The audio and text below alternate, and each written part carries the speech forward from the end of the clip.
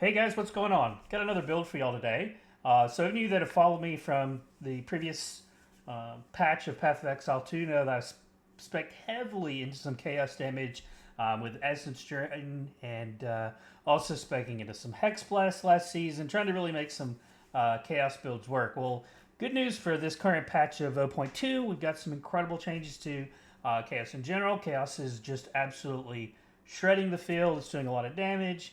It's great survivability with the new Lich the class, so it's been really fun to put together. And let's get into it. So we'll go over the skills, the passive tree, and just how the build works overall.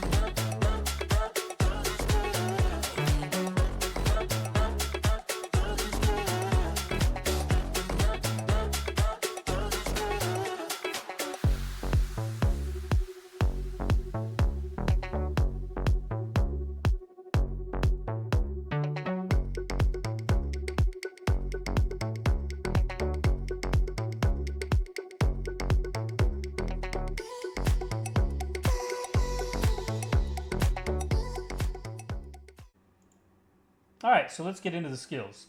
The primary damage of this build is going to be the Essence Drain, and pretty much everything else in the build is just going to be to support and supplement that, as well as keep your defenses up. So the first skill is, of course, Essence Drain.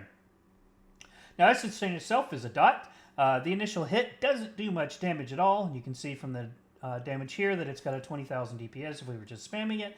However, if you look at the spec, and this is the single target spec, but we're getting around 41,500 DPS just from Essence Drain itself, not including the AoE clear. And if we're going to switch out the Zenith for Scatter Shot, and I'll go through the rest of the supports here in just a second, you can see while the damage does drop some, it's still not noticeable, especially while you're clearing. It does screen wipe entire screens, and if you are moving quickly enough, you can just chain those screens together, and two simple casts of Contagion and Essence Drain can keep an entire screen cleared, killing hundreds of monsters at a time with that single skill.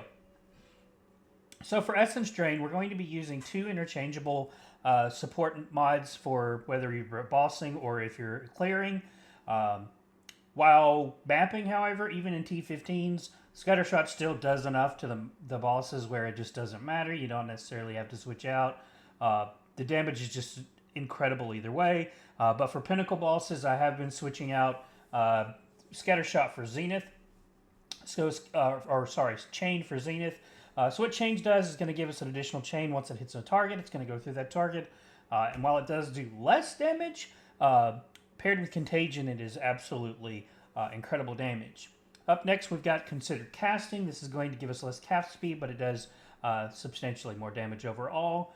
And you don't need to spam this skill, especially for clearing. It's literally just a one shot and kills entire screens paired with Contagion.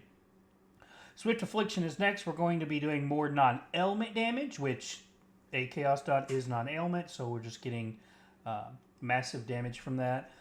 Deliberation is going to give us slightly slower move speed, give us a little bit more damage.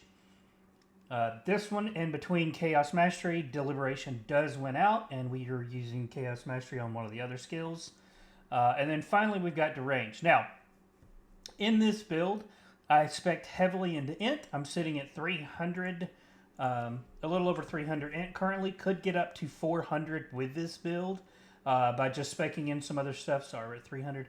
I could get more if I had it on a couple other pieces. I could get to that 400 mark, which with this skill would give us all the way up to an additional 32% damage instead of the 24 that we're at currently. Up next for the skills is going to be Contagion. While Contagion does do an okay amount of damage, we're primarily using it to spread the damage of Essence Drain onto all the other mobs. It's because each time it spreads, it's going to do more damage, and that's going to buff any of the dots that we've got on it. So Effigy, which we'll talk about in just a second, when it spreads its poison, and you've got Contagion going, and Essence Drain, all those are going to spread to each target, and they just do an incredible amount of damage. So for the supports, we've got Unleash. This is going to give us, when we cast it, it's going to hit more mobs, which means we have more targets to hit with our Essence Drain, so that we're guaranteed to then proc the spread of Contagion. Magnified Effect is going to give us more area effect. Now, this is substantially important for Contagion. Contagion on itself has a very low area of effect, and so we've got a bunch of area effect passives and some on our jewels, as well as using this here for additional area effects. So this means it has a wider range to spread once your dot's active. And it's incredibly important for mapping. If you get one of the more open maps, it does help out substantially. You can just cast Contagion and Essence Drain and go about your business and just run through the map. Up next, we've got Arcane Tempo. This is just going to give us a normal cast speed on this. It is a slower casting spell, and so just getting that attack or cast speed up on it allows us to apply it quicker and then switch to Essence Drain. And then finally, Hinder is my selection here for fourth. This is removable, so if you're only at 3 link, you can use this and not use Hinder, but I like having the mobs slowed paired with Temporal Change. They just don't move. Now, one quick note that you may have picked up on, I keep saying use Contagion and Essence Drain in that order. The reason for this is, with my current gear, the mobs in T15 die to a single Essence Drain, and I very rarely, if I use Essence Drain first, have the ability to get Contagion on that mob, so it's already dead. So I found that using Contagion first, then popping Essence Drain on the mobs that you hit with Contagion with the Magnified Effect, is going to give, or I'm sorry, with the Unleash, is going to give a substantially easier time in activating the spread, because if they're all dying to Essence Drain before you get Contagion, it's very inefficient. Up next is Dark Effigy. Now, Dark Effigy is very situational. I use it on elites and bosses. It gives us a little extra damage. Now, what it's going to do is, I'm using Overabundance, so we can get 2 of them. But what this skill does is, this is giving you a totem that when it is out, you're going to get Vial of Fusion damage, which is going to be causing or damaging anything that is affected by Chaos. And you get more projectiles the more amount of debuffs that you have on the target. So the poison damage, which is coming from Envenom, your Contagion, your Essence Drain, all of those are going to amplify the amount of projectiles that this skill does. And if you look at it, it's not negligible damage, even with even with the current setup. Not having it 5 linked, we're getting 6,000 damage per second on it, and that's not including the additional hits from all the projectiles. So, having 2 of those out, we're sitting at 12,000 DPS, and when you start adding additional dots, we're at 24. So we're getting a lot more damage out of this. For elites and bosses. It's really ineffective to use just for map clearing because you very rarely can use it. Now, one thing that is very cool about this skill is it can body block enemies. So if you're at a big choke point and you do have a bunch, you can throw these 2 down in a choke point and the mobs cannot get through. And it also will take aggro from the mobs as well. So it can be a defensive ability while it's also dealing out some damage. But primarily I'm using this on bosses and elites just for that extra damage. One thing to note, they don't stay up that often, so if it is, if you notice that they're dying heavily in bosses, it's really not that great just to keep spamming them because most of your damage is going to still be coming from Essence Drain. From the other supports here, I've got Envenom. It's adding the additional poison damage, which with our int so high and our chaos damage so high, we're getting a lot of damage from it. Extraction is going to just give us a little more damage, and since our life total can't change, who cares? That's great. And then finally, we've got Chaos Mastery here. little more damage from it, but it's also giving it a little more survivability from the skill rank. So again, this is primarily used for bosses and elites, but if you need it for defensive purposes, to like choke point, you can use that as well. Up next is Withering Presence. I really like this skill. It's going to give you a bunch of Wither, and what Wither does is, you can read here, Wither is going to be a 5% increased chaos damage taken. So it's really great because you can keep this up. We have a lot of ways to apply this. Actually, the upgrade of Dark Effigy also is going to be going to afflict the Wither every for 2 seconds on hits. So you're getting a bunch of hits on there. So you're able to keep your Withered effect up a lot. With this, we're using Persistence, just going to keep more length of it, and also it's going to have some mana regeneration while it's active, and it's always active. Up next, we have Despair. Despair is huge. This is giving us a massive chaos resistance debuff on the target. For the curses here, I'm using Heightened Curse, which is going to give it a higher magnitude. We're using Decaying Hex, and we're stacking Int again here. So we're dealing 100% of intelligence of chaos damage, so we're getting extra damage just because we are Int stacking, and it's just more damage. Inspiration, we're going to have a lot less cost because this is a high cost. It's 440 even with Inspiration. We want to be able to keep that up, so it's just being able to have that at a lower cost, even though it's still high. And then finally, we have the Curse Zones are erupt after a short delay, and it's just going to give us a little bit larger area on that. Blasphemy. Blasphemy is going to... You've got a couple options for Blasphemy. I like Temporal Change. You can also select Enfeeble here, but what this is a spirit skill that allows you to have an aura around you for putting a curse in. I'm not using Spirit on my chest or my amulet, so I couldn't slot in 2. If you do have an amulet or a chest plate with Spirit on it, you could also slot in Enfeeble here, like I said. But I like Temporal Chains. I really don't care about Enfeeble. They very rarely get to hit me, and I do have so much defenses that it really doesn't matter. And I'm using Encumbrance here. It's just going to give it more slow magnitude, and then I'm also using Ritualistic. And it's just going to give us a larger area of effect for that. And then lastly, we get Convalescence. This is your defensive skill. This and my Despair are both on my second weapon slot only, as you see here. And the reason for this is Despair you can get on our weapon switch passives. We're getting a lot of the curse nodes. But Convalescence is simply because we don't have the Spirit, and we turn off the Withering Presence while we are in our second slot to activate this. It is a quick activate, and you go directly back into your weapon slot 1 where you have all your damage buffs.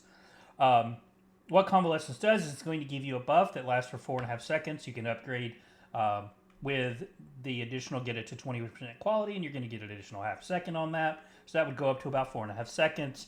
And while that's happening, you're going to be recharging your energy shield, and it can't be interrupted. It's going to continue recharging. All right, so let's go through the passives now. For the passive trees for our Lich skills, I've taken Life, Soulless Form. This is going to give us just some additional defenses because it's going to be going... it's going to bypass the energy shield, go to HP. Our HP can't change with Lich. Then we have a life here again, and then this one says your life cannot change while you have energy shield. I have taken the energy shield node here, as well as the jewel slot, and then the energy shield here with Eldritch Empowerment.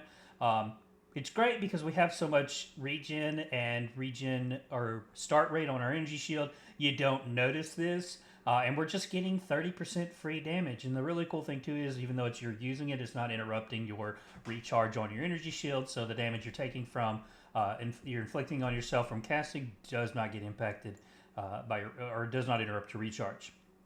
For the passives themselves, this will be linked in the planner will be linked in the video, but you can see here we've taken a few of the chaos damages. We're getting the 1 level of chaos. We're also getting the withered effect here, and you can see that we've taken a lot of the curse nodes on this here so that we can use those on our weapon swap to apply the curse. And of course, we're keeping Whispers of Doom so that we can have both Temporal Chains and Despair going at the same time. And we're speccing heavily into Energy Shield and Start Rate. And also into our the ailment threshold based off max energy shield. And you can see here My value's low. I still need to upgrade some pieces for energy shield, including my jewels. But we're easily going to sit over 10k once we get the rest of our nodes. And we're taking some stuff over here, like the faster recharge rate here. We're getting shield recharge rate here, the start rate here. And we're just speccing heavily into just getting max energy shield. We took a few chaos here to get over here to this as well, more recharge rate and some additional intelligence. And we're taking more energy shield here. So we don't take a lot of the chaos. Well, we get the ones that are easily attainable. We don't spec heavily into the rest of them. I did for my anointment, I took spaghettification.